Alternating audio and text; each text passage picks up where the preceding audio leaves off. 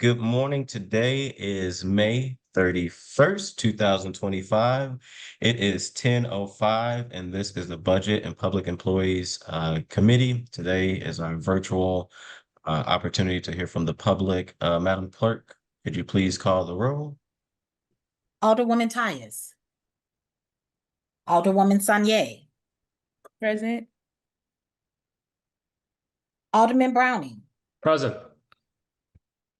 Alderwoman Velasquez. Alderman Devotie. Present. Chair Aldrich. Present. Alderwoman Tyus. Alderwoman Velasquez. We have 4 present. We have quorum. Thank you for that, Madam Clerk. With that, we've established a quorum. We do not need any approval of the minutes. Item number 4, board bills for review. Today, we will be reviewing board bill number 1, which is the budget FY26 fiscal year budget item that we'll be talking about today. There's no resolution, and committee discussion again will be budget bill number 1. So today we will hear from Paul Payne. He will present an overview of the city's budget. This is the second opportunity for the public to be able to weigh in. We did have to cancel 2 weeks ago because of the storm, but this committee understands the importance of making sure that community voice is being heard during this budget process. After Budget Director Paul Payne presents the budget to the committee, we will hear from the community, for community members that is in the waiting room. Once Director Paul Payne is done, if you would like to testify or give input on the budget, just please raise your hand. Madam Clerk, Ms. Orr will then move you over. Each person will have 4 minutes to be able to testify on the budget. So with that, I want to get straight into it to be respectful of everybody's time as well as the public. Director Paul Payne, if you want to share your screen so that you can present the budget to the committee, you may proceed. Thank you, Mr. Chairman. Hopefully everyone can see what's on my screen here. So that's I can. Can other members also see it? Yes, I can. great. Awesome. Great. Yes. Okay, thank you. And good morning, members of the committee. This is a presentation on the proposed budget for FY26, as the chair indicated, and I'll just get right into it. Starting with the total budget of $1.41 billion, which is an increase of 5.4% over the previous fiscal year. And there's a couple of anomalies in this year's budget, and I'll go through those. But in the chart below, what you see is how the budget is basically broken up into various fund categories, the largest of which is the general fund, which is our major operating fund with pages for most services. It is total $607.4 million, which is a 4.6% increase. That's a little misleading in terms of the increase, simply because this year we took a big hit on some refunds that we had to provide for earnings and payroll tax receipts for commuters and those who telecommute into the city. That was a big issue this year, and so our revenues took a big hit because it went back a number of years. Next year, we do expect to have to continue that, but it's not going to be past year dues. It's just going to be on a going forward basis. So there's an estimate in here to accommodate that, but it would not be as large. So that's why you've got that increase in this projection for next year. In the special revenue category, this incorporates special funds, everything from the use tax to gaming and tourism. It totals 247.9%. That's a 2.4% decrease. We've seen declines in certain revenues, including the use tax, gaming fund, and then there's a number of sales tax generated funds or special funds that derive most of their revenues from the sales taxes, which, as I'll get into revenues in a little bit, you'll see that the sales tax has actually taken a hit this year. In the grant fund categories, $88 million is a 36.2% increase. And that also is a little, needs some explanation there. What that reflects is the fact of $22.1 million in interest earnings from ARPA fund that we are incorporated into the budget. Debt service fund of $13 million. The debt service fund is the fund we utilize to pay general obligation bond debt. That's the debt supported by property tax levies. It anticipates a decline there. So we do have a potential to issue additional debt later this year to capture that decline. The capital improvement fund, $61.4 million, is a 24.3% decrease. The major driving force between the decrease, actually, that's still a significant amount, but it's less than the surplus we had last year or the previous year. The capital fund, and we'll discuss that in a bit as well, receives 1/2 of any prior year operating surplus. And this year was $21 million, and the previous year was almost twice that. So that was a decline in this year in the capital fund. Enterprise funds comprising most of water and airport, $338.2 million. It's a 9.6% increase. Water division is up by $10.3 million, and the airport is up by $19.1 million. And then the internal service fund category, that's a category where it's mostly charges between funds and departments for services provided them among them.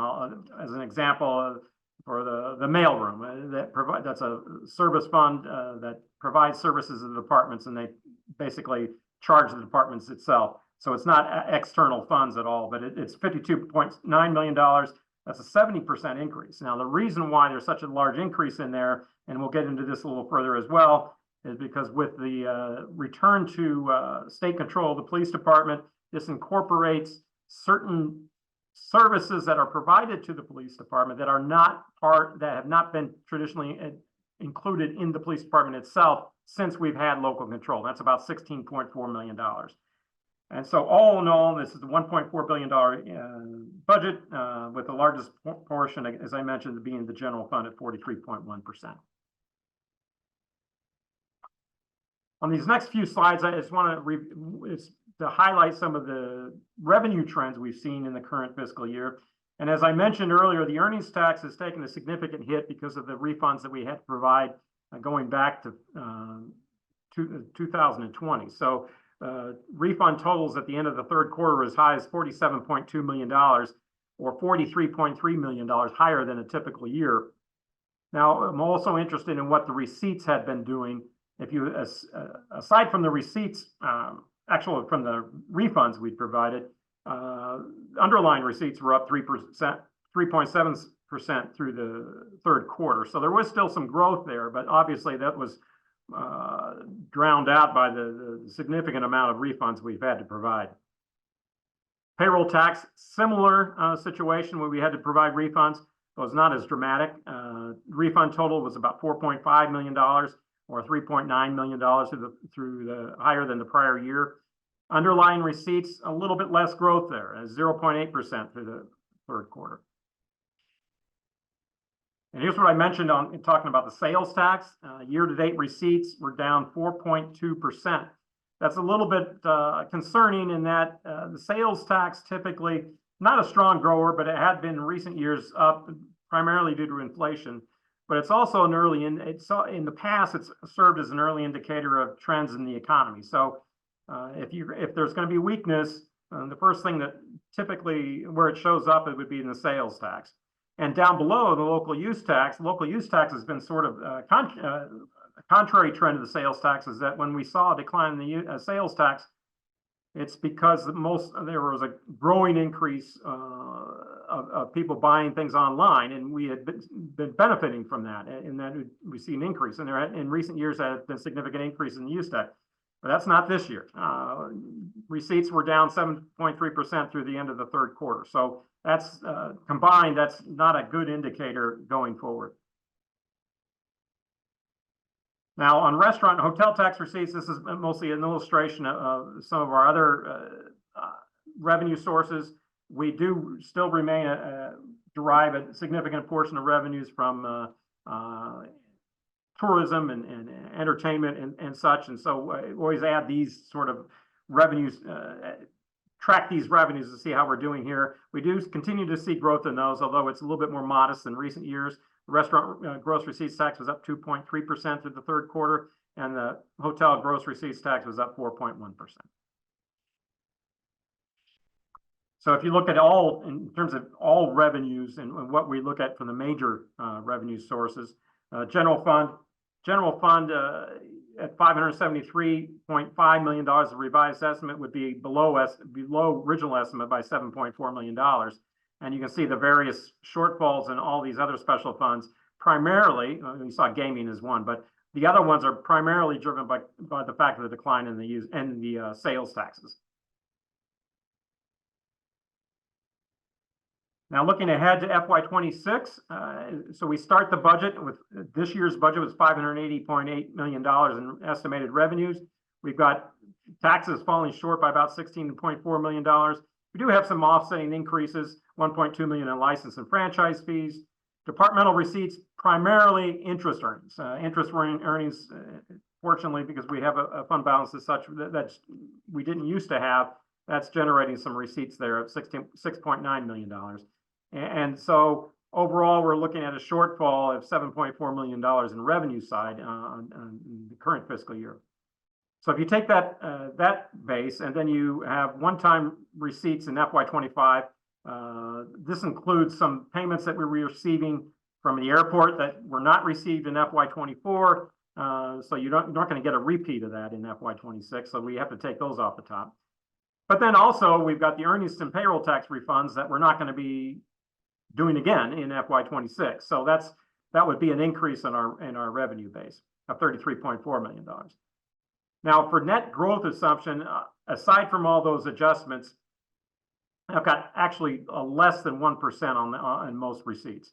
And so that would be, as I mentioned earlier in my previous presentation, it's about as close to a recessionary outlook, not quite a recession outlook, but it's still got growth in it, but it's somewhat restrained, pre-restrained going outlook for next fiscal year. And because of that, we were also pulling in $5 million of ARPA interest to supplement these revenues. That provides an overall revenue base of $607.4 million, of which to work in the general fund FY26. So what does that mean going from the budget standpoint? Well, you start with the $580.8 million. That was this year's budget. And here's the increases and decreases across the various departments. And I won't go through every one of these, but I'll just point out the highlights. The biggest increases and decreases here in this general government category were in personnel and city councilor's office. These police units, these were the portion of those departments that were providing services to the police department. And as such, they have been moved to an internal service fund. And then the cost of that internal service has been added to a line item in the police department. That's the biggest change there. In Department of Finance, the comptroller's office had added 6 positions FY25. This pulls back a little bit on that, but they're still up about $600,000. One of the bigger increases here in the non-departmental accounts. Non-departmental accounts are those which aren't department specific. It includes some debt service payments that we make, some workers' comp payments we make, and such. But in this coming year's department, what we call the 190 citywide account, we've got $10 million allocated for salary increases for city employees.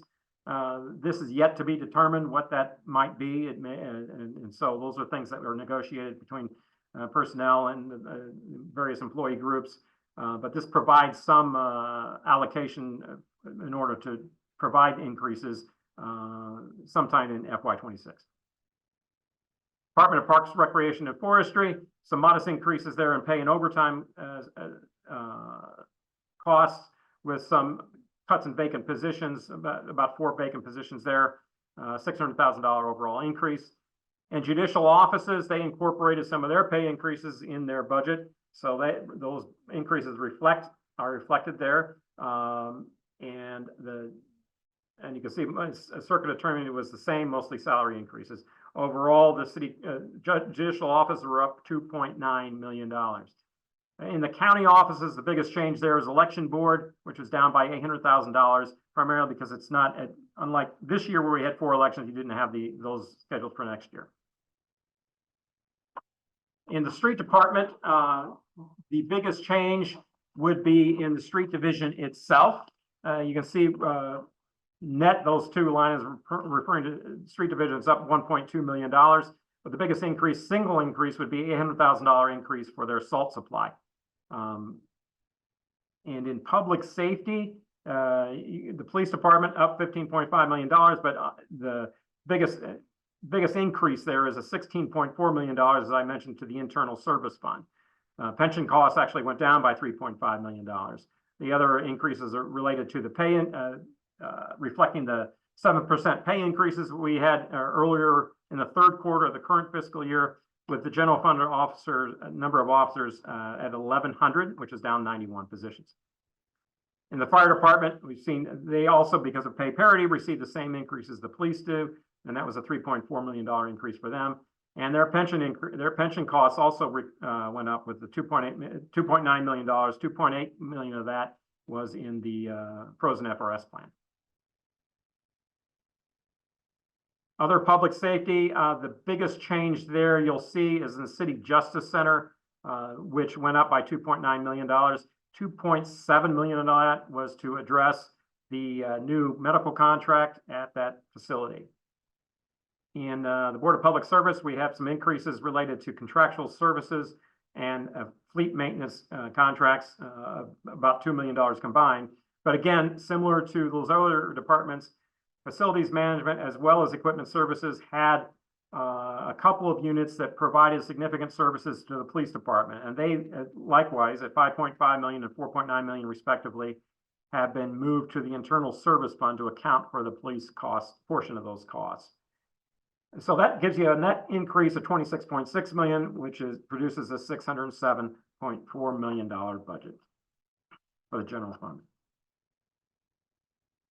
On the revenue outlook, again, the earnings tax, it's at $232.3 million. That's a $17.4% increase. But again, that's because of the recovery from the one-time refunds that we did this year. The underlying growth, which is has been estimated about 1.5%. So it's very modest growth going forward. It's the change is mostly driven by the refunds there. And in the property tax, 2.8%, there was also a little bit of an adjustment this year because we had received an over allocation in the prior year, so there was a pullback. And so, but the underlying growth in that one actually happens to be 1.8%. The sales tax receipts, I did want to point out, again, the sales tax receipts of $60.9 million. That's only assuming a very modest 0.5% increase. Historically, you typically wouldn't see 2 years of negative returns, so I've got a small increase in assumed growth, but that's something obviously we're going to be watching in the coming fiscal year. Now it's a small amount in the marijuana sales tax, but I did want to call attention to it because it was a new sales tax that was implemented in the past fiscal year. We had estimated $2.4 million in the current fiscal year. It's only at 1.7, and so it's been sort of hovering around that total, and we're projecting that same amount for next fiscal year. Payroll tax receipts at $44.9 million. That's a 6.7% increase, but also, again, the underlying growth is much less than that. It's about 0.75%, or they're half the earnings tax growth rate. And then with the rest of that reflecting the refunds that we had in the current fiscal year. And all these other categories are actually down. Again, we had in the franchise tax category, we received some one-time catch-up payments from the previous fiscal year from airport and such, and so that's a one-time increase. And so this going forward, we'd see a decline of 0.6%. Intergovernmental revenues, same story. It's $22.2 million, 3.5% decline. License receipts, $13.1 million, is a 7.3% decline. And departmental fees and fines at $58.3 million, which is a 9.6% decline there. In the other category, reason why that is up at $35.5 million is that reflects the $5 million I mentioned as interest from ARPA that we're pulling into the general fund. And you can see in the $607.4 million on the pie chart down below, earnings tax remains the largest single source there at 38.2%. On the expenditure side, I won't repeat too much of that, but it just sort of highlights by department what the changes are. General government is down by 12.8%, most of that being driven at $37 million, most of that being driven by the move of those 2 units from personnel and city council to the internal service fund. Non-departmental at 43.3 million. That's that 31.3% increase, mostly due to the $10 million allocation for pay increases in the citywide accounts. In county offices down by 2.7%. Again, that's mostly because of the no elections scheduled for next year. Public safety up by 8.7% increase. That again reflects the inclusion of that $16.4 million in the police department from the internal service funds that we created. And the Board of Public Service down 19.5%. Again, that's those two departments that have those sections related to the internal service fund. Public safety, total general fund budget, again, $607.4 million. Public safety is the largest piece of that at 51.5%. Now, these next section, we talk about some of the major special funds that exist in addition to the general fund. The first one being the local use tax fund. As I mentioned, revenues were down 7.3% through the third quarter. Revised estimate $57.6 million. There are also some previous balances that we were existing that we're also pulling into the budget. And you can see the total allocations to the right of this screen. And primarily it's used as there's a ordinance which specifies the first $13 million of that is how that is allocated. Affordable housing received $5 million. That's the use tax. That's plus $1.5 million in miscellaneous revenue. We had in the prior year allocated 6.5, though the minimum is $5 million, and that's what we're doing. Though they're allocating $1.5 million in existing revenue to the fund, so their budget is at $6.5 million total. The Healthcare Trust Fund receives $5 million per year, and it also had some beginning balances that we're proposing at $5.2 million. And then the building demo receives $3 million per year, and it is allocated as such. The remaining pieces of the excess use tax fund, you can see allocated below. I'll mention a couple of the highlights there. Office of Violence Prevention, its allocation in the use tax fund was up $1.2 million. That reflects the fact that in the current fiscal year, there was a special fund for which they were deriving some of their source of revenue, but it was only a one-time deal. They were spending down that balance. So in FY26, we're utilizing more use tax funds as that fund goes away. And then you can see the police department and police pension, they're actually down in their allocation from the use tax fund at $2.5 million. But their total use tax fund budget is $67.4 million. In the Economic Development Sales Tax Fund, these allocations are determined by ordinance. As I mentioned earlier, as its sales tax was down 4.2%, so likewise, this fund would have seen a decrease in its revised estimates. And going forward, it does have some existing balances that were previously unspent that are also being appropriated. The largest portion of the funds allocated to the economic development sales tax go to the transit. 60% of those revenues, which would be $14.6 million next year, is estimated that at the end of FY25, the receipts for transit would be totaling $86 million. And each of the other four categories receive 10% of the proceeds. That includes neighborhood stabilization, including allocations of both the Planning and Urban Design Agency as well as Community Development Agency at $2 million and $1.4 million respectively. Workforce Development, which includes Slate and Director of Human Services at $3.4 million and $1.5 million respectively. And Public Safety Infrastructure, which includes several items that relate to public safety. The Comptroller's Office, 911 support, SEMA mass notification system, $100,000, and BPS, anything remaining, we're allocating to the continued development of the public safety answering point known as PSAP. And the final 10% is allocated to the city's infrastructure or capital fund at $2.4 million. So the total economic development sales tax fund at $27.8 million budget. Another half-cent public safety sales tax and use tax, known as Prop P, includes two components. One is the sales tax, as well as the second component being the use tax. The first piece is both pieces are allocated by ordinance, with 66% of it going to the police department, 28% going to the fire department, and 6% going to the circuit attorney. And you can see those allocations and available balances are allocated. 6.7 and $3.5 million accordingly, with a total allocation of $26.2 million. And the use tax piece of the which follows the sales tax in this particular fund, 25% goes to after-school programs, mostly represented in budgets for the Director of Public Safety summer jobs programs and police cadet program.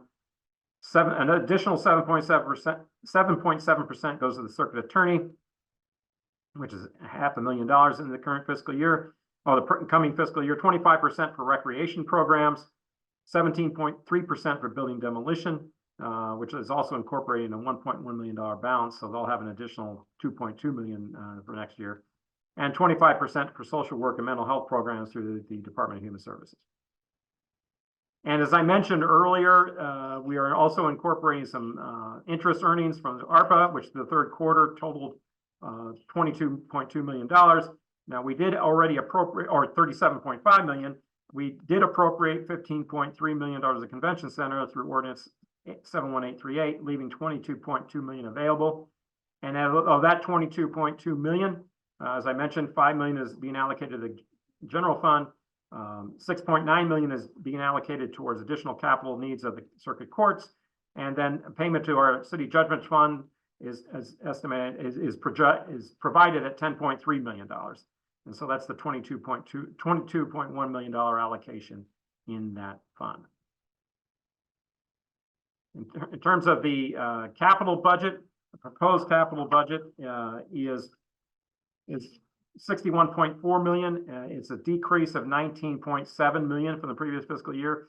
And while that's a decrease, it's still a healthy capital fund, simply because the prior year operating surplus of $21.2 million while it's reduced, it's still a good amount compared to historical returns, because typically you're not going to have such a significant surplus going forward. It also includes $5.3 million in street and bridge projects from the gas tax receipts, and the half-cent sales tax allocated to capital is allocated per ordinance. And you can see in the box I've highlighted some of the projects that were from the half-year prior surplus of $21.2 million. And again, this does not occur every year, or it occurs more modestly than we've seen in the last couple of years.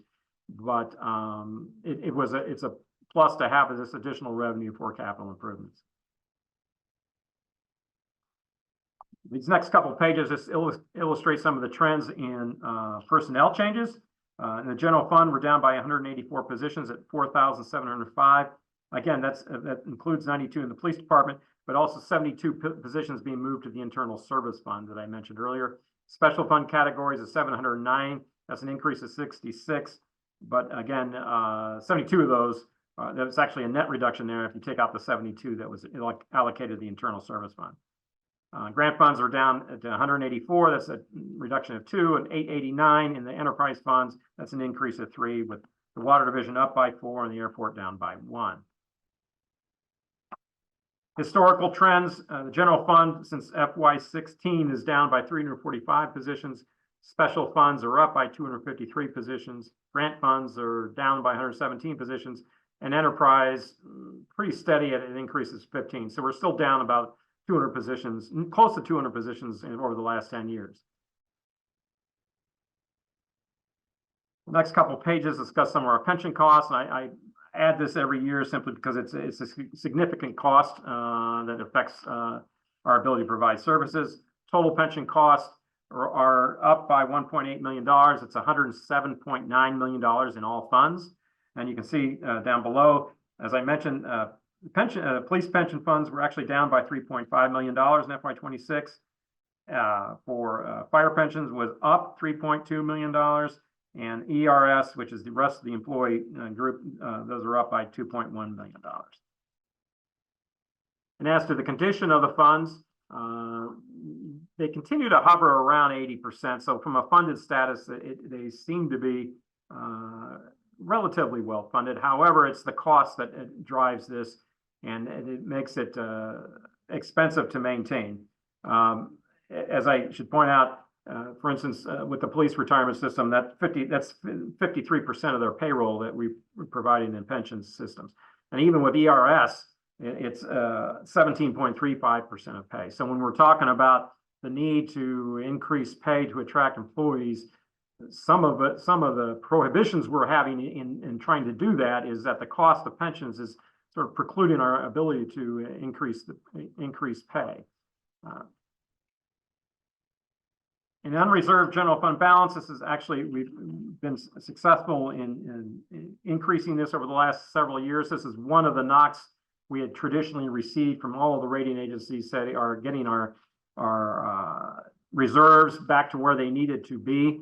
Our general reserve level on a cash basis stood at $153.6 million. That's 25% of the actually that should be the FY25 budget. There's a typo there.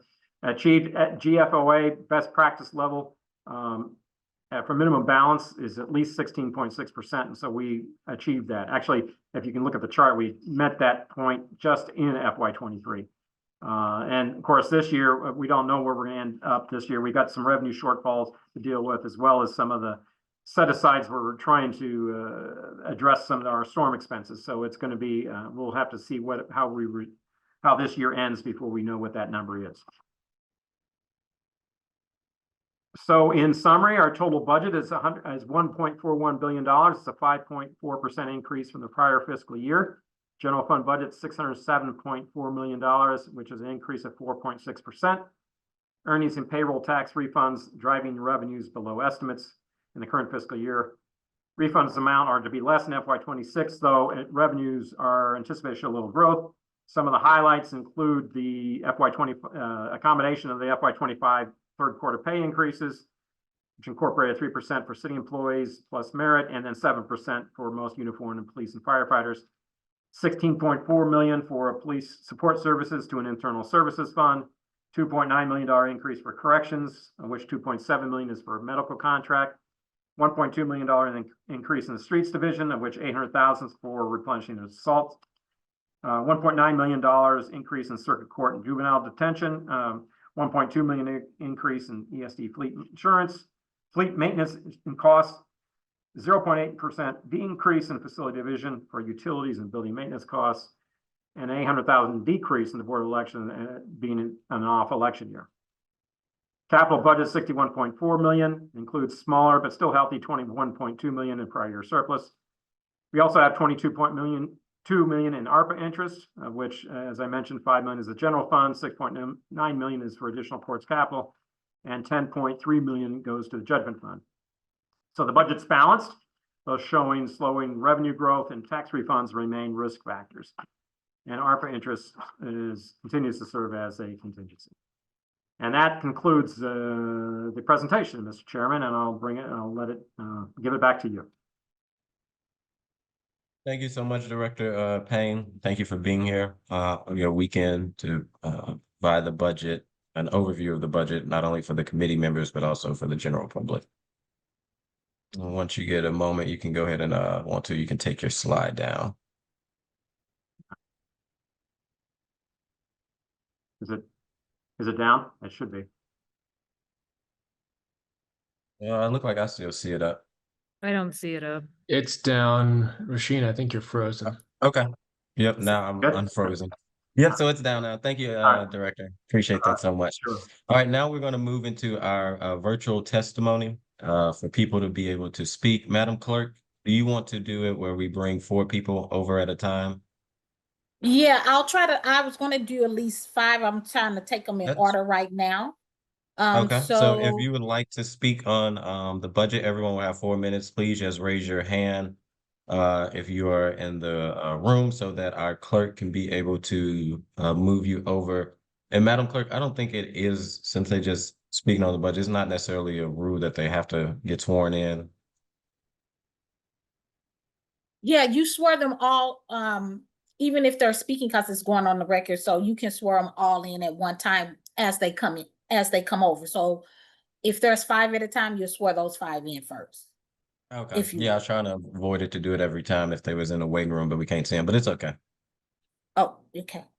I'm going to move over the first 2 that I see right now with their hands up is Charles Bryson and Tyler Patterson. So.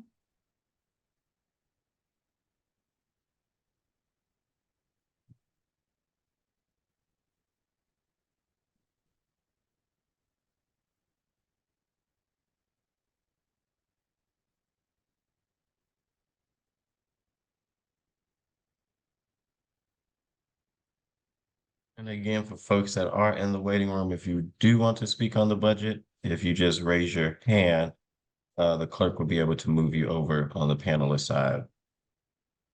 But for the two that we currently got right now, Mr. Bryson and Patterson, if you can turn your camera and your screen Yeah, on so that we can see you. Sorry, I have one more, Mr. Jerry Connolly, who just moved over. Okay, once Mr. Conley moves in, Mr. Bryson and Patterson, we're gonna swear you guys in.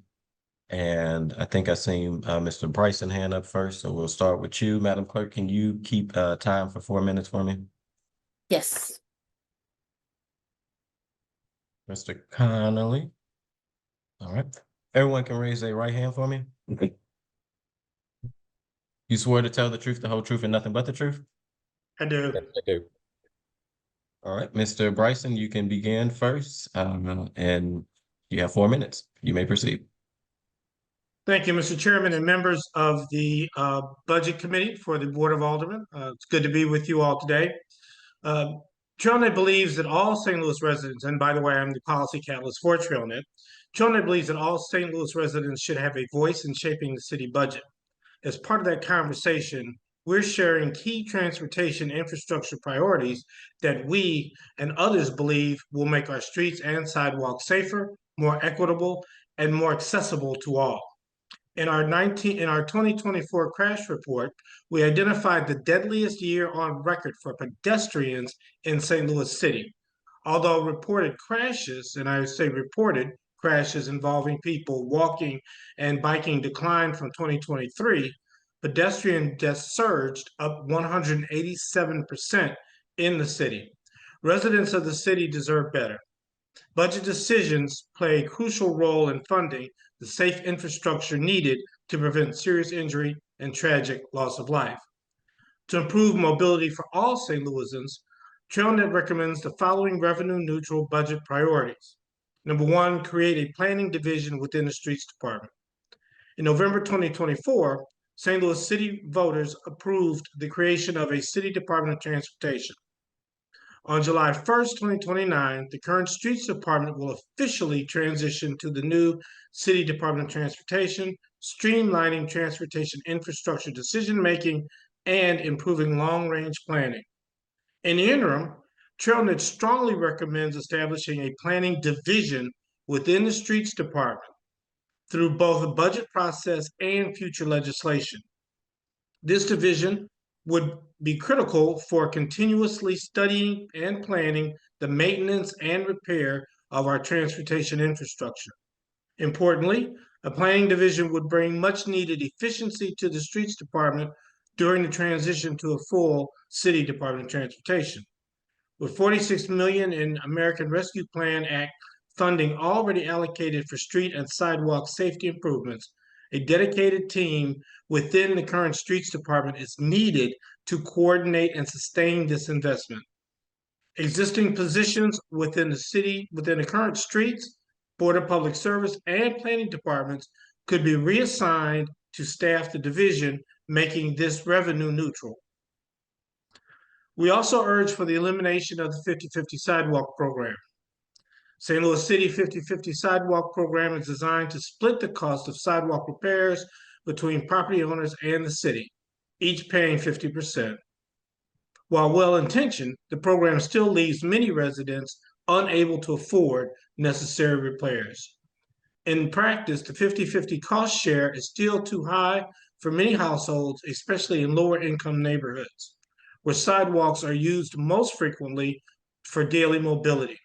Without affordable repairs, sidewalks remain impassable, creating hazardous conditions.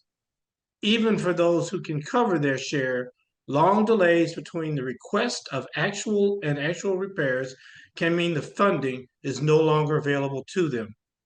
To improve mobility for all St. Louis City residents, sidewalk repairs and replacement funds should be consolidated within the streets department. Centralizing these funds would make it easier to coordinate repairs and prioritize the most urgent needs. With the planning division in place, sidewalk projects could be evaluated in alignment with the City of St. Louis Transportation and Mobility Plan, ensuring investments are strategic, equitable, and effective. These changes are more than just administrative. They essentially make St. Louis safer and more accessible for everyone who walks, rolls, or drives. The 2024 crash report makes it clear. Our streets need better planning. Our streets and sidewalks need better planning and urgent improvement. The FY26 budget is an opportunity to prioritize that need and invest in a safer future for all. Thank you, Mr. Chairman and members of the committee, and I will answer any questions that you might have at this time. Thank you. right. Next, okay, Go ahead, Madam Clerk. you may move on. Yes, ma'am, go ahead. Next, we have is Anissa McCaskill on. Do we want to take Mr. Patterson that we got Mr. Patterson and Conley that we moved over? Oh, it's okay. That we sworn So, in. I think Mr. Patterson was first and then Mr. Okay. Conley. all right.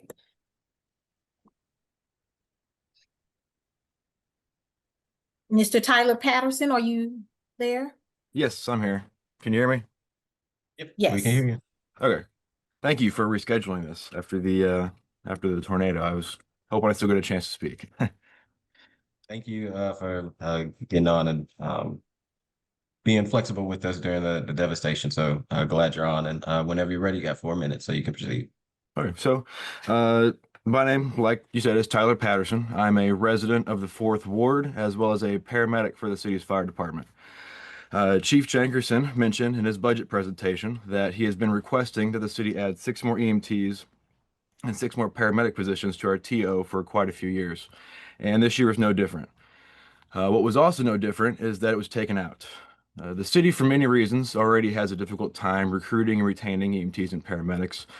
One of those reasons is the individual strain that this 911 system places on our crews. I came into work the night of the tornado, and when I arrived, there were 71 pending EMS calls for service. At the time, we had 6 ambulances on the road. Thankfully, we were able to get an immense amount of help from the county to run those calls, as well as our private partners. Now, to be realistic, there really isn't any amount of ambulances and crews that can run 71 calls, but it's an example of a catastrophic event that our EMS system may not be ready for. Despite that, our paramedics and EMTs did their best to keep up, and I know saved more than a few lives. I have to say that I'm beyond proud to be a part of that team. To give an example, however, of a more average night, I also just got off shift a couple hours ago. Last night, EMS received around 100 calls that were split between 6 city ambulances and 3 private ambulances. We have the private ambulances running with us already due to our manpower. These private ambulances, mind you, are already taking a sizable portion of our revenue. As an example, I reviewed the fiscal year 2026 annual operating plan and saw that the actual revenue received for fiscal year 2024 was a little over $5 million, when generally EMS brings in between 9 and 12 million. That's around 50% of the revenue that could be coming back to the citizens of St. Louis is being lost to for-profit companies. To my main point, however, on an annual basis, my partner and I usually run a little under 2,000 calls. For scale, that's the call volume of some entire county ambulance districts in Missouri. That's being run by just 2 people on 1 ambulance on 1 out of the 4 shifts. By adding 6 more EMTs and 6 more paramedics, we would be able to add 1 to 2 more ambulances per shift. This isn't a life-changing number, but it will help significantly reduce some of the load that we place on individual members, and thereby both increase employee retention as well as increase city revenue. Being able to retain these employees will help to ensure that the citizens of St. Louis are able to receive the skilled and timely emergency medical care that they deserve when they have their worst day. I'll take any questions if there are any. Thank you, Mr. Patterson. Also, thank you for your service of being a first responder. For I all you appreciate do. the support. Appreciate it. Okay, Did anybody next have any questions? Oh, sorry. Not seeing any. Madam Clerk, if you want to move, before we go, Mr. Conley, again, I may have said a couple times, I know people are getting on. If you'd like to testify on the budget, you can just raise your hand and the Madam Clerk will move you over. But if you want to move, it look like Ms. Finn over, you could do that and then we'll swear her in after Mr. Conley. Thank you, Madam Clerk. Mr. Conley, if you want to go off on mute. You got 4 minutes, Mr. Conley. Thanks for coming. You may go when you're ready. Very good. Chairman Aldrich, members of the committee, staff people from the city, thanks for the opportunity. Also welcome the other folks who are testifying today. Start off with, I just wanted to try and focus on a couple of areas where, you know, the city needs revenue desperately in response to probably the biggest crisis in the living memory of most of the residents, certainly in my time in St. Louis with the tornado. And I think we have some pots of money that are kind of squirreled away in some departments that could be accessed very quickly. One of those, it was a provision that SLDC set up 5 years ago, the Sales Tax Exemption Fund. Every time we hear a project getting this sales tax exemption on the construction materials, the argument is, you know, it doesn't impact the city much because the developers buy most of the material somewhere else. And I think we should be reframing that to be, why don't we encourage the developers to purchase their materials in the city to start with? And also, we're impacting revenues going to the state. We're now in a position where we're trying to seek state assistance. So we can't kind of, you know, deplete the resources. I think this is a, you know, it's an incentive that is now doesn't even require Board of Aldermen approval. It just goes through a development board staffed by SLDC. Recently, Delmar Devine was awarded a sales tax exemption. The developer's representative was basically, hey, we want some of that. Everyone else is getting it. Well, why isn't the city stepping up and exempting taxes on materials for everyone involved in tornado rebuilding? So that's a suggestion. But basically, SLDC has this pot of money. It was dedicated originally for affordable housing. How much is left in that fund? I've got no idea. I'm guessing at least $500,000 is sitting there, possibly more. The biggest payment of that to date went out to a developer who's, you know, basically working on one building on Delmar, and I don't know if that money is really going to produce affordable housing or not. Second item, Mr. Payne touched upon it, was the earnings tax issue, and you know how that's been depleted to a degree by the refunds that have taken place in the last couple of years. And mapping it going forward, I don't think the Board of Aldermen, the administration, should be approving any tax breaks that impact the earnings tax. You know, Anheuser-Busch just received one recently, Anders, CPA downtown, previous recipients, Square, Build-A-Bear, Schnucks, Paulsonelli. If everyone else is paying, these companies should be paying as well. And I think when they threaten to go somewhere else, you know, at some point the city's got to call that bluff. If they're not willing to step up, you know, shame on them. Mr. Chair, how much time do I have? You have about 35 seconds. 35 seconds. Okay, very good. Another item I've raised this at times before, that there are bodies that are staffed by SLDC who are awarding incentives, such as the Industrial Development Authority, and those incentives should go through the Board of Aldermen. There should be accountability. There should be a provision where the public can comment, because you know, these IDA bonds, you know, developers are using them to bypass the TIF commission, basically. Union Station, City Foundry, and I think the public needs input on those. And also the taxing districts need more representation. So the school district and other taxing districts should have representation on development boards, such as the LCRA. Thank you for their time. Appreciate it. I'll submit this in writing as well. Thank you, Mr. Conley. Thank you for being here today. Okay. Madam Clerk, if you also want to move over, looks like Ms. Pruitt. I see we have 3 new people, so we can swear them all up. And another one. we Yeah, can- I've been trying to move her over, but she keeps declining, so I'm not sure if she's It having looks like a, she's in now. she's in, okay. Okay, and then there's another person that if you want to move Tina over, so Crane. we can, yes.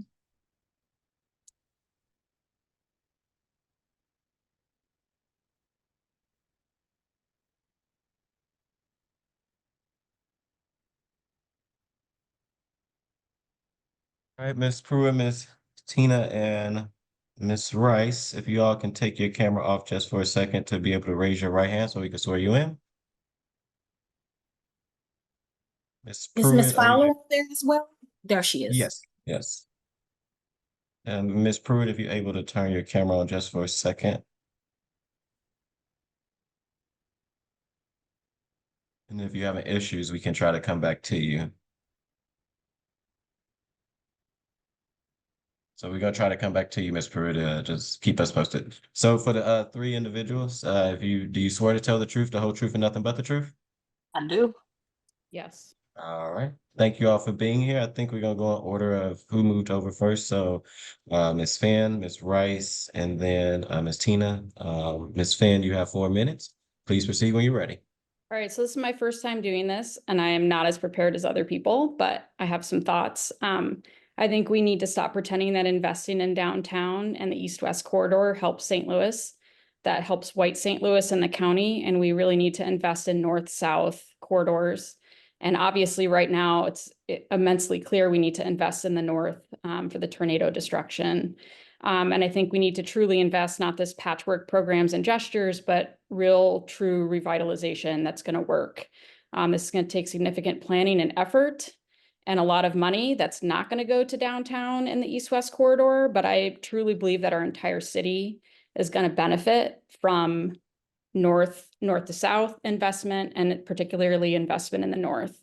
And I think we need to move funds immediately to help the folks who are showing up every day to get food enough to get them through the day, that are getting tents so that they can sleep at night, dry. That needs to be an immediate effort by the city. So that was my first point. My second point is that in order to make decisions about, and somewhat related, to make decisions about which bus routes and pedestrian pathways to invest in, we can't rely on current patterns of use. People are avoiding routes that require multiple bus transfers. And they're going to avoid crossing streets that are extremely dangerous. So I think we need to rethink our way that we evaluate which route. I remember a few years ago, they were like, oh, we're not going to invest in this north-south route because no one travels this way. Well, that's because it takes 3 transfers to do that. So we need to rethink how we're actually judging where we're investing in pedestrian and bus pathways. That's really all I have to say. I know it's your first time, Ms. Fan. Thank you for coming. And even though you say you wasn't prepared, your testimony is important to the process. So thank you for coming today. All right, next we're going to go to Ms. Rice. Good morning, Ms. Rice. Morning. All righty. Mine is a little low. Can everybody hear Ms. Rice? Can you hear me okay? 2 minutes, hang on. I can hear you okay. Okay. Yep, If you we could- can hear you, okay. We can hear you. So you got Yep, 4 minutes. okay. Whenever you're ready, Ms. Rice, please proceed. Great. Thank you so much. Good morning. I am coming to you all from the People's Response Hub this morning. We are sending folks through, we're serving 300 families a day on average. We had 1,600 volunteers come through last Saturday who were going out in neighborhood cleanup, who are staying on site and helping us sort through items. We are a lot of we are organizations that weren't set out to do disaster relief, but we are here because people need help. And I am coming to you to talk to the budget committee today specifically because I am thrilled that you all are moving some budget bills quickly that are going to help folks, like the Impacted Tenants Fund. But we want to reiterate, we have been asking to fully fund that fund even before this tornado. So $1,000 is not going to do it. We have people who are displaced potentially permanently at this point. So we need to put real money behind that. If we are going to be rebuilding homes, then we need to put real money behind that. And if it's not room in the budget, then we need that RAMS money now. This is not the time to be sitting on RAMS money and thinking about future types, our hopes and dreams. Like, we have folks who have no hopes and dreams of getting their houses rebuilt because they didn't have insurance, because they've been handed down over generations, and they will not have the ability to rebuild. We're historically disinvested neighborhoods that have seen enough. And so it is time for the city to step up and really put our money where our people are. And that is up here, people's homes that have been destroyed. We had some folks come through, just to give you a size of or like an idea of the scale. We had people come through the other day who experienced the Joplin tornado back in 2011, I think it was.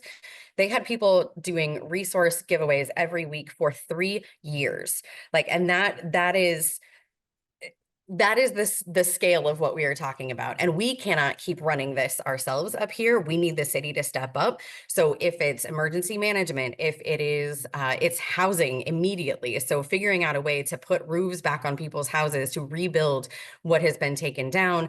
We do not want to displace any single person who has lost their home in this. And if the federal government is not coming to save us, if the state government is not coming to save us, then it is on you all to figure out where that money is going to come from. And if it's, begging the universities to start housing people in the medium term so that we can, over the summer, if their dormitories are empty, start housing families, because we don't even have hotel rooms for people to stay in, and hotel rooms don't work for everybody. That they have a large family, they've got pets, it just doesn't work for everybody long term. So I know we're talking specifically the budget. I don't have a number asked for you, but if I did, it would be big. So I'm just asking that you all understand, and I'm sure I wasn't able to listen to Paul Payne's presentation because we were trying to get the slot open and running this morning. But I know that things are not great in the city on the budget front. They're not great on the people front. But we have to put people first. Like, people always have to come first.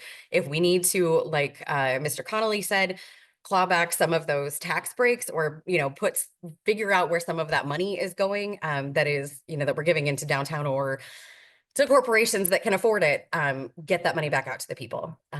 Thank you so much for your time. Thank you, Ms. Rice, and Oh, thank I you also for might, being. I might have a couple other people who might join from here, but I'll pop back in if there is. Thank you. Okay. If there is, since we won't know if they are new coming in, if they maybe just turn their camera on, see a different face, so we could be able to swear them in so they can speak. Thank you for being here, and thank you for the work you're doing out there at the People Responds, for the culture, and also Action St. Louis, 4343 West Florissant. Thank you. All right. Next, I'm gonna go to Miss Tina. Hello, I'm Tina Kramer. I am a resident of 13th Ward. However, I'm displaced by a fire, and I was temporarily placed in the 11th Ward, and my family home is in the 10th Ward. So you all may have seen my face before. I was down at the City Hall the Thursday after the tornado, and I was there to testify. I think it was last Tuesday. I definitely agree with Mr. Connolly. I somewhat agree with Miss Finley, and I definitely abundantly agree with Miss Rice. We have allowed people to come from outside areas to enjoy baseball, hockey games, soccer games now. Ballpark Village has been built up, and I disagree with Ms. Finley only on the case that South City has been tremendously built up on the backs of North City, St. Louis. I also disagree with her slightly that parts of the West or the West Side, West St. Louis, have been also neglected in that part, depending on how or what part. If you're on the north side of Delmar, then you did not receive those funds. However, the Central West End was built up, as well as the Delmar Loop did receive funds on their part to build up that part. So, but we definitely have we have the REMS money that was slated for development. In order to get tax revenue back, the best way and the most efficient way is to build up North St. Louis. If we rebuild and help get North St. Louis back up and running, that is a tax base to bring back revenue to the city of St. Louis. Those funds are available. They were already slated for infrastructure and development. And this is the time for St. Louis to show that North City is important to them. Our mayor ran on the campaign promise that North City was important. She went to bars, she went to events in North St. Louis. She hugged people in those communities and said that it was important. Now it's time for the alder people as well as the mayor to stand up and actually show that that is what's happening. St. Louis on the south side, which I'm currently staying, Grand and Magnolia is where I'm staying now because that's where I have a place to stay at this point. I see the revenue that's coming in. I see the buildings and I remember what it looked like when it was undeveloped. I've been around that long. I remember what the Shaw neighborhood looked like when it was undeveloped. Now those neighborhoods are thriving and they're bringing in revenue. And we need to make sure that North St. Louis can do the same thing and that the citizens who are long-term, like myself, who have built that community, grew up in that community and want to see that community thrive, have the opportunity to stay in those communities and help rebuild. So please, allow us to get those revenues from the businesses that have profited from being in St. Louis City, who have received tax breaks and kickbacks from being in these areas to now pay back what and be a part of helping to rebuild. Also, Spire is having a public meeting on Monday about the rate increase. I won't be able to go to that because I'll be going to my sacred surgery on Monday. We're always being asked for an increase in St. Louis City. And those on the north side don't have the money to increase. I have to wait on somebody from Spire to come out to tell me that my gas line is severed. My meter is on the ground. I still don't have a tarp on my house. My house, the house that I was displaced to currently is sitting. Every time it rains, my stomach hurts because now I know there's further damage being had to my house because I can't find anybody to actually put tarps on my house. So please understand that we are in a situation where we are still being hurt for those of us who can't exactly get all of the help that we can while we're still out here helping others. So please, those who can or who have the money and the revenue while we have it, please let it go to the north side because that's where it's most needed. Thank you. Thank you, Ms. Sina, for your testimony, and thank you for being here today. I see Miss Marine, it looks like Annie's face, and I also see is Kate somebody you pulled over, Madam Clerk? Yeah, I just pulled her over. So the lady that's on right now and Katie, I'm sorry, it's two more that just are coming in now, a River. I'm gonna promote them over.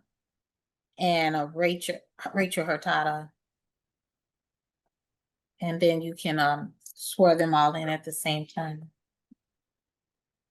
Okay, I'm gonna go with Miss Maureen, then Miss Katie, and as Miss River come over, Miss River, and then Miss Rachel. But once they come over, we'll swear them in. Alderman, I don't see Shirlisa Pruitt. She did come on for a minute, but I don't see her either, and I don't see her in the Okay. waiting room. So, Miss Pruitt, if you're somewhere out there, we still want to hear from you. But for everyone who's just getting on, I don't see Miss Katie anymore. Miss Rachel, if you could turn your screen off so we could swear you in. and the lady Everybody, who's there, I'm sorry, Mr. Aldrich, I'm sorry to interrupt, but I do need the names of, I see it says Annie Rice, but I do need could you just those. state, Miss Marine, could you state your first and last name? Melanie Marie. I just dropped it in the chat as well. Hey, Rasheen, it's Kennard. I'll also be testifying as well. I get a What's moment. your name again? Kennard Williams, is it? Kennard Williams. So, what we're gonna do is we're gonna take Kennard, if you also gonna be testifying on Annie's computer. If you could step into the screen so that we could swear everybody in. Did you get his name, Madam Clerk? Did not. Kennard make it. Williams. Kennard Kennard. Williams. Okay. And he'll put it also in the chat so that you could be able to have the proper spelling. All right, so everybody that's testifying, if y'all can raise your right hand for me, please. Do you swear to tell the truth, the whole truth, and nothing but the truth? Did y'all say yes? I didn't. Yes. Okay, I see the head shaking too. Okay, if everybody's okay with it, the way that we're gonna do it is we're gonna, since they just someone can try to knock them out, we're gonna do Miss Melody and Kennard, then I'm gonna go to Rachel, then I'm gonna go to you, Mr. Rivers. Is that okay with everybody? Okay, awesome. So, Ms. Melody, you got 4 minutes. Please proceed, and then after you're done, Kennard will take you with 4 minutes. Understood. Thank you. I am actually a Ferguson resident and organizer, and I've been organizing for about 10 years. I am now a coordinator and organizer with the People's Response. And I have been working our line every day. We're servicing 250 to nearly 400 cars a day.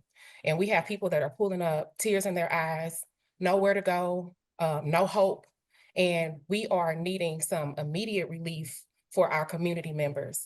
We are talking seniors who have been living in North City, in Big Mama's house for 25, 30 years, and are needing some relief. Okay, I watched a press release on yesterday where the mayor talked about there is a plan with SLPS to clean debris. However, we have no plan to service the immediate needs of the people. It is an emergency. It is an urgent, dire need. And we are filling in the gaps every day. We are coming in 8:30, leaving at 5 o'clock, working in the sun, doing this and giving back. But we need some relief from the city. There is a SEMA department with a C. There is a SEMA department with an S on the state level. These departments are to plan, mitigate these types of disasters. We have no plans. This is more of a crisis than they are letting off in the media. I am saying again, our seniors are struggling the most. So I don't have a number, like Annie said, but I am hearing the voices, the stories of people who we are in a crisis. And I'm just here to reiterate that and let you know that we are talking to every single vehicle, every single person that pulls up, that this is a crisis, y'all, and we need help. That's it. Thank you. Thank you for the work you're doing. Kennard, before we go to you, Miss Katie, we're gonna hear from a couple people and then we're gonna swear you in after we're done with them. So please don't leave. Kennard, you got 4 minutes. You may proceed. Good morning. Can y'all hear me? We can. Cool. Okay. Good morning. My name is Kennard Williams. Longtime housing justice organizer with Action. Did a lot of work to get the Impacted Tenants Fund passed. Since the Impacted Tenants Fund has happened, was been created, we've had a number of crises happen, particularly Heritage House and now the tornado. We still have not seen any sort of real emphasis for moving funds to people who have been impacted by this tornado. Currently, I am running the volunteer debris clearing operation. We fielded about 3,000 volunteers on the streets of St. Louis to clear debris. And a lot of folks are constantly telling me every single day about the situations that people are dealing with and living in. Currently, we have people living in brick houses that have walls sheared off of them. Some of them only have the frames left and people have nowhere to go. There hasn't been any real impetus to move funding to rehouse these people. And to be quite honest, I think it's an abhorrent shame that it's taken this long to get money to people. We are working against the clock right now. It's a volunteer effort happening up here, going into week 3 to provide for the communities up here, but that is no substitute for government money and resources being put in to support these people. Furthermore, you know, the situation of the state of housing already in St. Louis was bad, but currently we have people living in tents next or inside of partially demolished buildings and have nowhere to go. And at this point, with how long it's taken to have a conversation and even move anything, it feels quite purposeful to have people living in this situation that they're living in. And I don't know what it'll take for money to actually go into the hands of people, but pretty soon we're going to see somebody, maybe a couple people die from living inside of these buildings. And it's a damn shame that it takes an act of God to move money or conversation about acting on these funds to go out to people. But it looks like it might take an act of God for that to actually go out the door. And I just got to say that we're playing with people's lives right now. Every single day, people are risking their lives living in these buildings, and they're going to continue because they have nowhere else to go. And this is not a situation that we can police ourselves out of. So I don't know if the powers that be have plans to just sit here and hold on to this money and wait till things get bad enough, but that is not an option. The West Side and the North Side severely need this money as soon as possible. We're playing games with this Rams money, and I don't understand what people think will happen to the rest of the city if we let two of the communities fall, but I assure you that it will affect the rest of the city as a whole. So thank you for your time, and I really hope that we can see some funds move expediently into the hands of people who've been impacted by this. Thank you.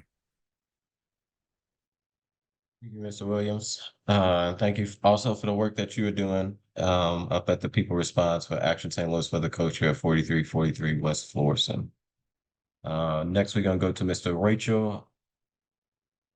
And if anybody from, I guess, the People Response computer, if y'all end up popping on, just turn your camera on so we can know from Annie's computer so that we can eventually swear you in and get you in line. Ms. Rachel, you have 4 minutes. Whenever you have a moment, you could proceed. Mr. Aldrich, Tina Kramer is back on. Yeah, I see she never leave. I think she's just still in the on our side. I don't Yeah, know how to proceed. get off. I don't know how to You go fi- back. You I'm you sorry. fine. They don't have to move you over. We don't want you to leave. So I mean, you fine as long as you keep your camera off and you muted. You totally fine. Ms. Rachel, you got 4 minutes whenever you get ready, and you can proceed. Thank you. Can y'all hear me okay? I'm outside. Okay. Yes, we can hear you. Thanks. My name's Rachel Hurtado. I live in the 7th Ward, and I'm also coming to you from the People's Response Hub here at the O'Fallon Park YMCA to lift up and support the demands that my colleagues, coworkers, and community members are making. The city has to release massive funds now for tornado relief, both emergency response and long-term infrastructure. What other folks from the People's Response Hub have been telling y'all both in this meeting and offline is completely true. We are talking to people every single day whose lives have fallen apart and have stood up the biggest site of infrastructure for emergency response in the city for the last 2 weeks and have been working around the clock without a break, dawn to dusk, to do that. And we see the city continue to not be ready to transition into longer term support for all of the impacted residents. Our coalition of folks, people in the housing justice space, as y'all know, have already been advocating for an increase in funding to the Right to Counsel program, the Impacted Tenants Fund, to the Affordable Housing Commission for weeks, months, years before this tornado hit. And now those demands are even more dire. And there are additional demands at this point. We know that SEMA, the city SEMA department, is vastly underfunded. And just the week before the tornado, the commissioner of SEMA was in one of y'all's budget hearings begging for more money because we have 1 out of 6 emergency staff positions that we need in order to adequately respond to emergencies like this in our city. This tornado and the devastation and also the city's response that has followed has been absolutely damning. The utter failure and underfunding of emergency and both long-term affordable housing support in our city that Black working class residents need. Even today, we heard people testifying, begging, paramedics, firefighters, begging for like 6 more paramedics, 6 more ambulances, those are extremely small asks, especially when we look at the police budget, the things that the city has been prioritizing, investing in hundreds of millions of dollars towards departments that it's really questionable whether they make us safe or not. What would make us safe is investing in infrastructure that provides long-term affordable housing, supportive transitional housing to residents, and also increasing funding to the Impacted Tenants Fund. Definitely appreciate those of y'all, our elected officials, who are moving those pieces of legislation to make those funds available to residents who have been impacted by the tornado. But y'all know the scale of the need is so far beyond $150,000. That fund needs to be in the millions at this point to even come close to addressing a fraction of the need that we see with the impact of this tornado. And those of you who are on this committee who are behind us or say you're behind us, supporting the people's response, supporting the North and West Side, now is the time to leverage every ounce of political capital you have to shift massive funds to recover North St. Louis and the West Side. This is not the time to honor aldermanic courtesy or tiptoe around the police department or preserve your potential strong relationships with the incoming mayoral administration. And I know most of y'all feel like we're preaching to the choir when we're demanding these resources and investment for the North and West Side to you because you believe that you're on our side. I still urge each of you to dig even deeper, like take even more political risk, be even louder in your pressure and stronger to get our city and particularly the mayor's administration to stand up both emergency and long-term infrastructure after this deeply devastating disaster. If the city continues to wait, people will continue to die. And Black working class St. Louis that has lived here for generations upon generations and has built the culture and livelihood of this city will be forcibly displaced and will not live here anymore by the time funds and resources are made available. And this means that we cannot sit on the Rams money and talk about future endowments for the city when the city and Black working class people in St. Louis are suffering and dying and being displaced now. Those funds need to be released. There has to be massive shifts around the budget now in order for there to be any sort of city response that comes close to addressing the need, because so far we haven't seen that. And our people can't wait anymore. We're out here every day, dawn to dusk, seeing people who are living in buildings that are crumbling down and bricks falling around them. And if now is not the time to leverage all of the political capital and passion that you brought into your role as an alderperson, then when? And yeah, we just really are demanding y'all be even stronger and more forcible in moving these resources as quickly as you can. Thank you. Thank you, Ms. Rachel. And thank you for the work that you're also doing with the people response. Appreciate it. Mr. Rivers, you are up next. You have 4 minutes. Hey, you have 4 minutes. Whenever you're ready, you may proceed. Hi, my name's River Reinch. I've been coordinating with Lifeline Aid Group, doing canvassing work and getting supplies to areas that are desperately needed. When I've been out on the ground, something that's been really scary that I've noticed is even 2 weeks into this disaster, we're reaching people in crumbling homes that are saying they haven't received any aid or communication from the city yet. Ultimately, what's really scary for us as we're going forward with our canvassing efforts is that we're still in the response phase and we haven't fully realized what this devastation is going to look like as we move forward as a city. There's over 700 condemned buildings. We have around 2,000 buildings that were severely impacted. And ultimately, as people are losing access to the hotels they're staying, as they're losing opportunities to stay with friends and family, we're going to see a really large number of displaced people that do not have anywhere to go. They do not have homes to stay in. I'm hearing estimates that around 73% of households that are in the highest affected areas were uninsured. And so ultimately, this disaster is going to take years to recover from as a community. And we're going to see a really large number of people who are permanently displaced from this. We're going to see a large number of people who will likely be homeless for the rest of their lives because of this disaster. And of course, it's in an area that's been disinvested in and defunded. And ultimately, failed by the city for decades. And so I'm here to reiterate the point that many others have communicated, which is we need major funding now. We cannot sit on that Rams money. We have that, in my understanding, $250 million that can be used right now for major infrastructure. When I'm out there talking to members of the community, my point people in the areas that are the most devastated, that's what they're saying is we need major infrastructure. $150,000 is going to be gone so quickly and really will not make a dent in this. $1 million is the same story. We need hundreds of millions of dollars. Like this is truly a disaster that we're not even in the recovery phase of. And nationally, while our humanitarian and nonprofit and disaster organizations are being defunded, we need the city here. We need you guys to use that money because I cannot express really how bad this is when I'm out there on the north side, when I'm seeing these homes, when I'm talking to residents. Northside will never truly recover from this. And the only way we can get anywhere close to a solution is utilizing that Rams money. Thank you for the time. I've been River with Lifeline Aid Group.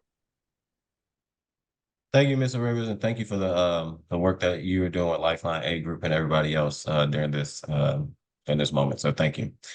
All right, Miss Kate, and I see we have my representative from the 78th District, Representative Marty Joe Mary, that joined. If both of you guys can raise your right hand so we can be able to swear you in. And do y'all swear to well, before we do that, is there anybody else we need to move over, Madam Clerk? Don't look like it. Okay, any attendees, if you are in the attendee side and you would like to speak, please just raise your hand and the clerk will be able to move you over. Ms. Katie and Mr. Murray, if you can raise your right hand again. Do you swear to tell the truth, the whole truth, and nothing but the truth?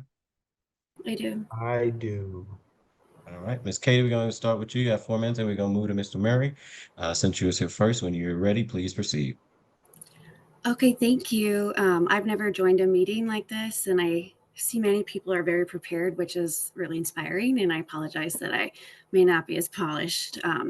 But I just wanted to kind of echo what Action St. Louis has been saying. I volunteered with them a few times over these last 15 days, and this situation is extremely dire. I've been fortunate enough to make some connections with wonderful community members. And, you know, it's great to be able to help clean their yards, help, you know, try to hide their brick from the looters and things. But I can't rebuild someone's roof for them, right? Like us volunteers on the ground, we don't necessarily have these skills or dollars or things to do. And we need a lot of help from our city. And I know that many of you know this, but I just really want to reiterate that it is dire. You know, I know a lot of the power is turned back on, but there are people who don't have roofs and therefore can't have their power turned back on. It's getting hot. We've got people with health issues, people that, you know, no one deserves to have to live in a tent in their backyard because their house is uninhabitable because they don't have anywhere else to go. And there's just many things. I think that this new mayoral administration platformed on talking a lot about basic city services. And I don't think there's anything more basic than providing structure for people to be able to keep their homes, to be able to have their utilities managed, all of these things. I've been working out with the tornado field crew. So in the streets working with the people, and I haven't really seen any city representatives. Out of 4 or 5 shifts, I've seen 1 city representative working to help tarp people's things. And I know there's a lot of ground to cover, and you know, but the absence is noticeable, and it's really disheartening for the residents that live there. And in addition to this, there are people coming through and stealing bricks, stealing wires, stealing appliances, stealing anything that they can. And it's, you know, some people are opting not to go to a hotel if they have the means to do so because they feel that they need to guard their property. Because when they come back, things that they will need when they can restructure are missing. In addition to that, there are people impersonating officials coming through, trying to trick some of our elders in the community, trying to say, oh, pay me $800 and I'll connect your power, or, oh, we'll do this, just put down this deposit, and disappearing. And I know that maybe there's not a lot we can do, but with, I think, more power and more representatives and more people working in the community, hopefully we can scatter those people so that they don't feel like they have the right to prey on all these vulnerable people. And just in addition to all of the myriad of things going on, just the additional complication of health issues with all of the debris and all of the chemicals, asbestos, lead, things that have been mixed into the air, we are going to have a larger looming health crisis in the future. So just another thing to be aware of, and the faster that we can help people rebuild and get these areas clean, like to kind of mitigate that and be able to support people in the long term. I just want to wrap up with one thing, part of a post from Humans of St. Louis. It was with a family that I've worked with a few times, and this is just a little section of their story, and this is their quote. If there's one thing anyone walks away with from my story, friends and community matter. If it wasn't for our neighbors and people volunteering, this little bit of our street wouldn't even be this clean. My family isn't the only one living in multiple houses on this block. Some of my neighbors do too. We came together, and that matters. Other people treated us like a show. Some folks couldn't get to their homes, and outsiders were coming in to take pictures just to see. I've been on this block almost my whole life. We are not a show. This is our life. We plan to rebuild because we are keeping our community. Nobody is going to buy us out and take from us. It's ours. It's time for us to bounce the F back. Yeah, it's going to take time and patience, but we can do it if we stick together. Our block is the shit. We look out for each other. If some of us are working morning shifts and others night shifts, we're not always around when helpers drive through. So when people come by with resources, our neighbors make sure we get stuff too. This is not just a regular block where you rent and leave. We live here. We grew up here. I have to say it again. We are not a show. Thank you. Thank you, Ms. Katie. I know this is your first time testifying. You did an amazing job, and please continue to be part of the process in city government and follow on what we're doing to make sure your voice is heard. So thank you for being here. Thank you. Thank you. And thanks for the work that you're doing out there too. All right, next, we're going to go to Representative Murray from the 78th District. You have 4 minutes. Please proceed when you're ready. 4 minutes. I'm just messing with you. But hey, y'all, Marty Joe Murray, State Representative in the 78th. First and foremost, I want to thank you all for holding this public hearing, as well as the members of the Board of Aldermen. I've been seeing online like how fast and quickly you all have been moving to alter legislation in a way that helps people that are in the most need right now.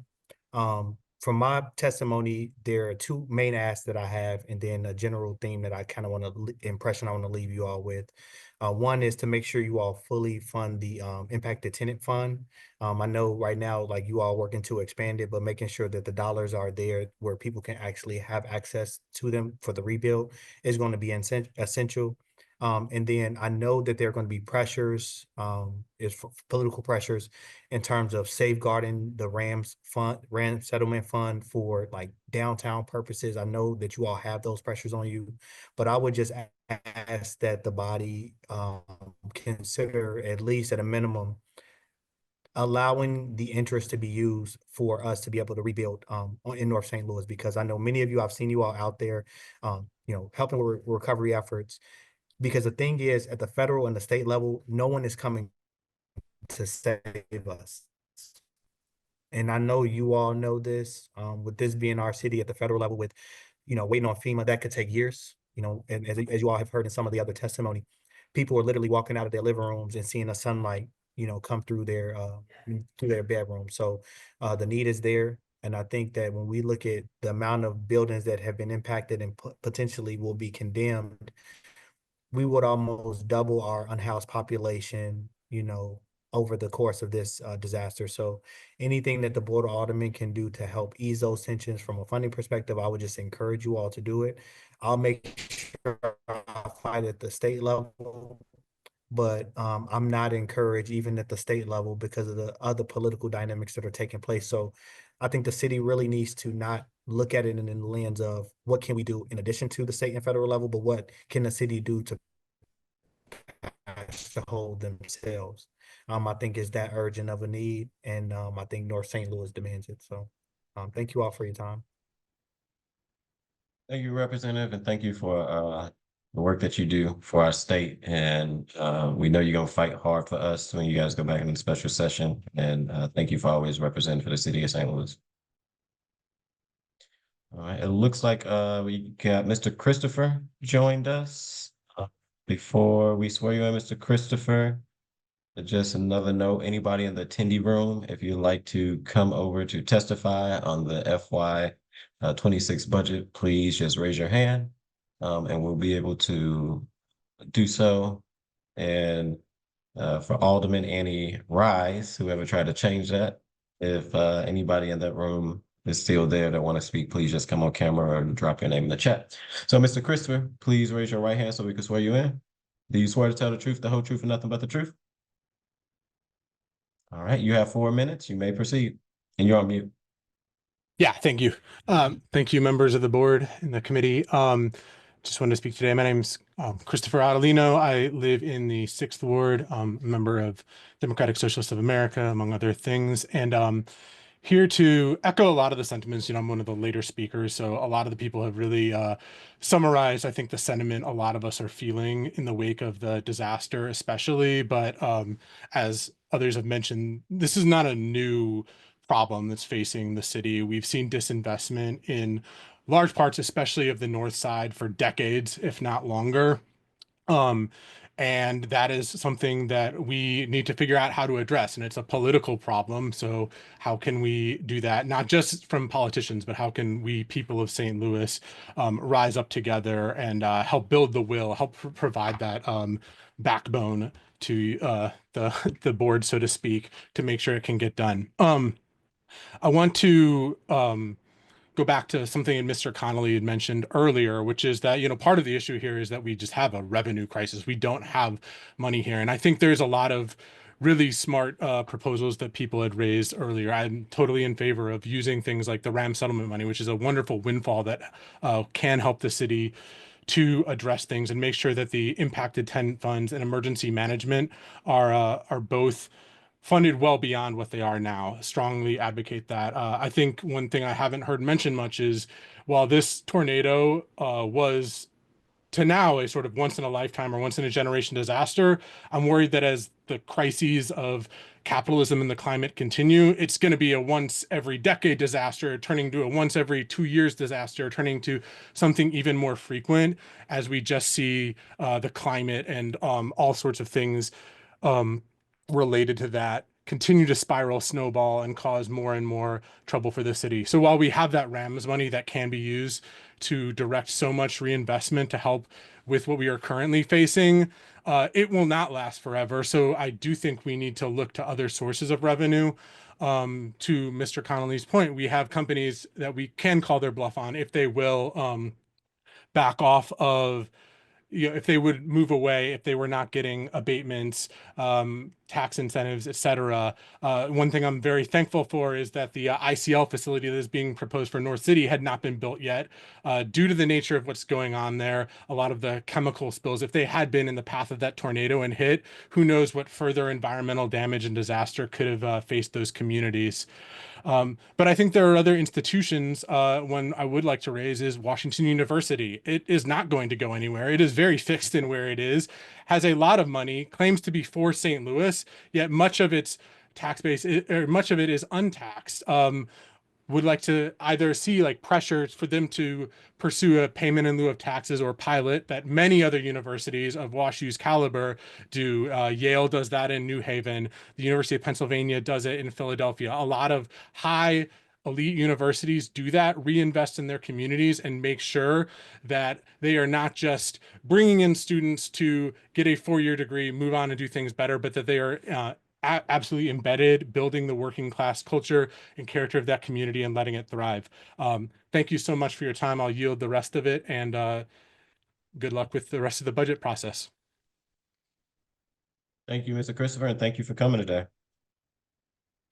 With that, I think that may be our last speaker, unless anybody on the attendee side would like to speak, I'll give you a few seconds. If anybody would like to speak, raise their hand. It looks like someone has raised a hand, Madam Clerk. We have Shawnee Bell.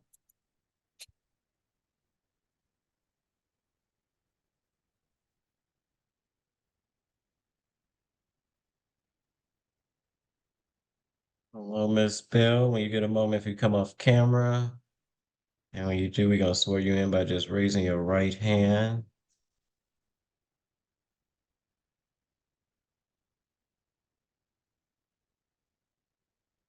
Hi, can you guys see me? We can't see you. We can hear you. It looks like you went on. Okay, now we can see you. My name is actually Chelda Bellis, but my hand is raised. I'm going to park. Okay, we're gonna wait on you to park because we don't like people, driving, trying to testify. We'll make sure you're safe. And once you do, could you repeat your name for me? Yes, ma'am. It's Chelda Bellis. I'm parked. Chelda Bellis. Yes. Could you put that in the chat? I don't know how to spell it. I'm How do you sorry. spell? Could you spell that for us, Miss Chelda? Yes, it's C like Charlie, H-E-L, D like David, A, B-E-L-L-I-S. Gotcha. Thank you so Thank much. you. Are you parked? I am parked. All right. Well, thank you for joining us. It looked like you joined us from space, so we're gonna make sure we get you on in. It's your background. I'm just teasing you. Raise your right hand for me. You swear to tell the truth, the whole truth, and nothing but the truth? I do. All right, Ms. Chalice, you have 4 minutes. All right. So first of all, I would like to thank the city of St. Louis for letting us adjust, my family and I adjust. We've been here for 4 years and we love the city. My son actually said he wanted to make roots here. He attends college down in Forest Park and he works at the Science Museum. And we live in North St. Louis. Since the tornado, I just want to talk about how the people are displaced. And I assume they were in hotels or being placed in hotels or temporary housing. And I heard that's limited when I was talking to people passing by off of my street on Kennerly in North St. Louis, that they are not housed. They actually have tents and are living in the broke down buildings. So another thing, a component within the last couple of days, there's been a lot of activity as far as gunshots, and my heart hurts because on top of what they're going through to be dealing with this, and also the Job Corps on Lindale Road would have our young adults, which again is very important to me because my teen is 17. And I can only imagine if the only hope of having housing and trade school and opportunity to getting a career was suddenly closed and now you're placed on the street by June 2nd, I believe is the date of them being placed on the street. And I would hate for them to have to migrate to North St. Louis, but there isn't any structure for them. And I just want to know in the budget, is there any plans for these people that's being put on the streets with nowhere to go? So that's my only 2 cents. Again, I want to thank the city of St. Louis for accepting us and allowing us to integrate. We love it here, and this is our home. My son intends to stay here and continue his education. That's all I have. Thank you. I yield. Well, thank you for joining, and so glad that you're here. We are glad to have you here in the city of St. Louis. It is a great city, and so excited that you planning to stay. And any way that we at the Board of Aldermen can ever be a help, you always can catch us down at City Hall, which is your city halls, the people halls at 101 South Tucker. So thank you for joining today, and thank you for testifying. All right, let's send out another message. Anybody in the attendee session or section, if you would like to testify, I'll give it 30 seconds. So anybody who would like to raise their hand and testify before we close out public testimony. How to get in there? I want to get it. So just park here and go inside. Ms. Bell, you may want to go on mute too. Oh, okay. All righty, I'm not seeing anybody else, so that will conclude our public testimony on the FY 26 budget. So we will be moving on with our agenda. Again, the committee discussion that we're discussing today in the Budget Committee of Budget and Public Employees was the FY26 budget. Item number 7 is, do we have any acknowledgement of written testimony, Madam Clerk? It's not seeing any announcements. Yeah. Okay, announcements. I just want to make a few announcements and maybe open up to any alders. The Budget and Public Employees Committee will be meeting again this Monday at 9 a.m. in the Kennedy Room at City Hall. We will be hearing from the Sheriff's Department. And then after that, we will go into the FY26 budget again and hear from the public. Originally, we wanted to schedule to have 4 opportunities for the public to be able to weigh in, but we did have to cancel one due to the tornado. So Monday, the last opportunity to testify, have input on the city's budget will be Monday at City Hall. We will most likely get to that around, I want to say 10 o'clock. The sheriff may take about an hour. And then after that, the budget committee will then go into making amendments on the FY26 budget. A couple of announcements also want to make is there's a lot of people have brought up the tornado. If you are in need of help and if you are in need of support or food, non-perishable items, tarps, wood, there are several locations in the city of St. Louis where people can go. Also for the Ville, has a location where you can get support, and that is 4144 Dr. Martin Luther King. Urban League also at 1408 North Kings Highway. And then the People Response, which is led by Action St. Louis and for the Culture at 4343 West Florissant, are kind of the hubs where people have come together to try to ensure that the community is kind of getting the needs that they are needing during this horrible time. And I do want to say, I know this budget committee, we will be doing amendments, and from the Board of Aldermen, we are, we hear a lot of the concerns that was mentioned today, making sure that we do something from City Hall. And I'm very proud of all my colleagues when we passed Board Bill 24 around property taxes this last Friday, and the Board of Aldermen will be convening this Tuesday to pass Impacted Tenants Fund. And I will say we're looking to make sure we can try to fund that more. And I know other colleagues are working on other amendments to address some of the things that was mentioned today. So thank you guys for continuing to hold us accountable and put out the call. And we are working around the clock from city government to try to figure out what we can do.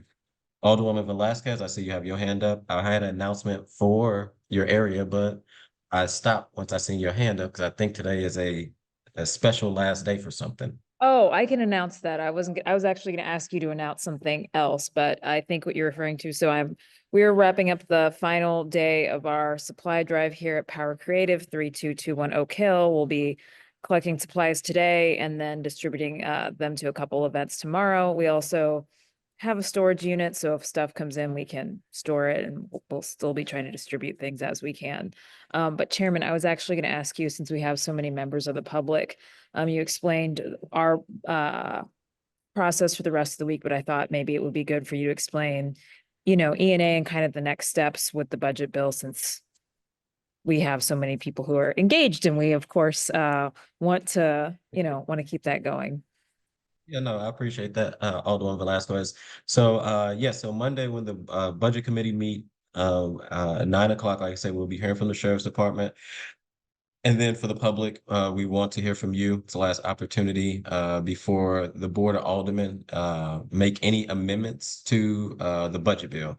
If we make any amendments to the budget bill, then we will have to send the budget bill back to ENA. And ENA is made up of the president, which is President Megan Green, Comptroller Behringer, as well as Mayor Spencer, to either take the changes from all the hard work that I think this budget committee has really put in. And, I'm going to thank you guys later, but truly want to thank you all for budget is a commitment. We've been meeting daily, hearing from departments and trying to see how we can kind of be supportive. So the Board of Aldermen only has the power to decrease. We do not have the power to increase. So we will be sending decreasing amendments and making recommendations to ENA where we would like to see those increase in different departments.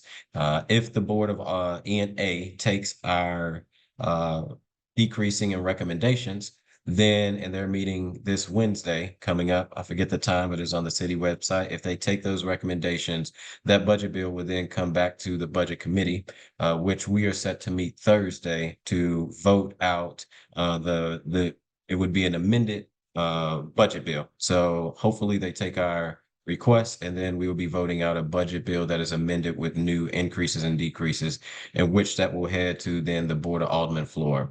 This budget committee has been meeting every day and kind of moving in a very fast pace because by charter, we have to get the budget done by July 1st for the Board of Aldermen to be able to kind of be in that timeline. If we do not get a budget done at the board, the budget still will go into effect July 1.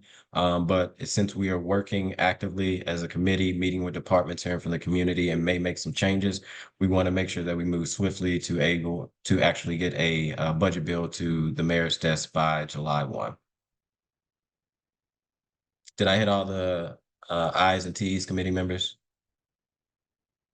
I will say also this is the best committee that there is in the city of St. Louis, one of the hardest committees, been meeting every day, even meeting on the weekend. This is our job, but these alders, some have been impacted by the storm, like Alderman from the 9th in his area, and are still just doing the work. So really appreciate you all for being committed to this process. With that, if there's not any more announcements, I would like to, Madam Clerk, please do not excuse the Alderwoman from the 12th. With that, I'll take a motion to adjourn. So moved. Second. Moved by the Alderwoman from the 7th, seconded by the Alderman from the 9th. All in favor, moved by the Alderwoman from the 6th, seconded by the Alderman from the 9th. All in favor, aye. Aye. Any opposed? Nope. Motion carries. See you guys Monday.